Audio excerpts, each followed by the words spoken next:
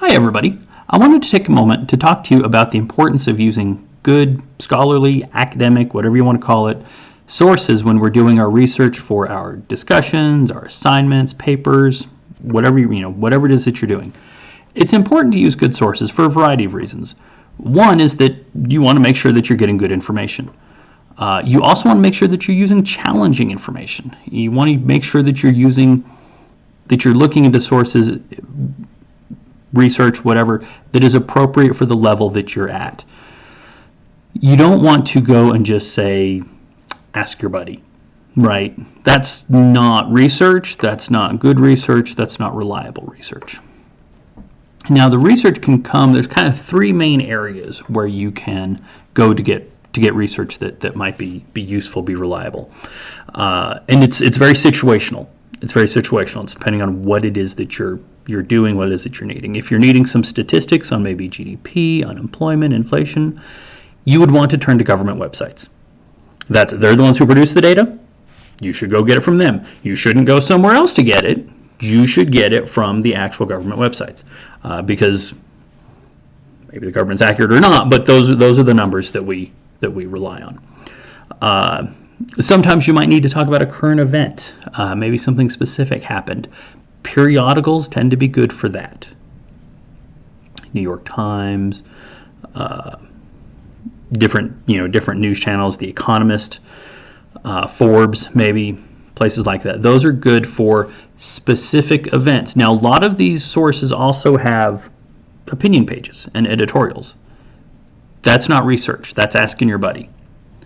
Okay, that's asking your very opinionated buddy, right? The buddy who likes to sit in the coffee shop and espouse ideas, this and this and this. That's an editorial page. We don't want that. That's not what you want. And then the best place to go usually, and this is primarily for help out with economic theory, well, the textbook's a good place to start, or a good place to go too, but also the library and specifically peer-reviewed journal articles. Okay, these are articles that have gone through a process, of other people looking at them to make sure that they're okay and that they're up to snuff, but they're also generally specifically focused on theory or something academic in nature. Okay, we don't want to use Investopedia. We don't want to use The Balance. Okay, there's a ThoughtCo, economic discussion. I can go big old long list, Small Business Chronicle. That one's, yeah. Generally no, because news, it could be used for news, but a lot of times people try to use it for theory. You don't want to, again, situational, right? Situational. Going actually back to the situation, you wouldn't want to go to a government website for theory because governments tend not to be very neutral in their analysis of what it is that they do. If you ask the government the effect of a certain government program, it's wonderful! Of course it's wonderful! They did it! Why wouldn't it be wonderful? You certainly wouldn't expect them to say, boy, that didn't work. Don't tell anybody. Don't tell anybody we really messed up there.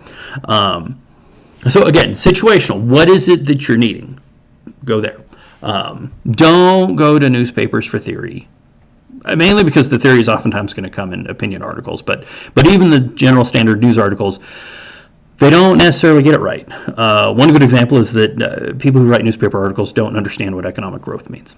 They don't understand what it means in an economics standpoint. They don't understand the difference between the long run and the short run. Okay, and that's an important difference. It's an important difference. But anyway, back to some of those other sites that we don't want to use ever. Investopedia, The Balance, I've mentioned that's ThoughtCo. I know there's others. Dummies.com. Don't use dummies.com. What does that say about the author? What does that say about the author if you're using that source? But just as an illustration of, you might think, oh, well, yeah, they're for dummies, but they're right. Right? Again, first, it's not digging nearly deep enough. Okay, we should be expanding our knowledge. One way to think about it is through education, we want to learn how to create sources like that. We don't want to rely on sources like that. Okay, we want to be the creators. So we don't want to just rely on sources like that for information. We want to dig deep. We want to understand more. But also, they're not reliable. This notion that it gives the right information, so we're all good to go. Not necessarily. And I'm going to use an example. Investopedia and I think this goes back to one of the reasons why I don't like The Balance, because I think the person who wrote this article for Investopedia went on to work at The Balance.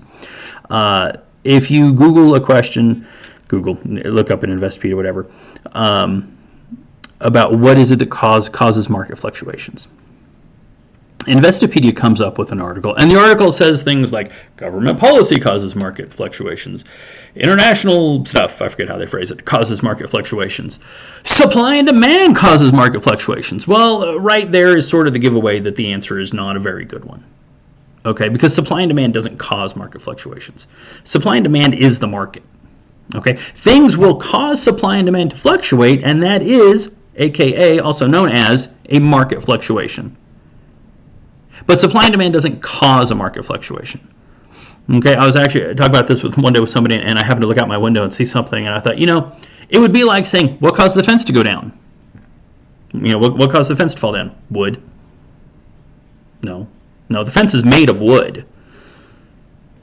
The fence didn't fall down because of wood. The fence was wood. Something knocked the fence over, and the wooden part of the fence fell over. But the fence didn't fall down because of wood. Okay, so we certainly can't we can't trust these various help blogs, help blogs. Don't even get started on blogs.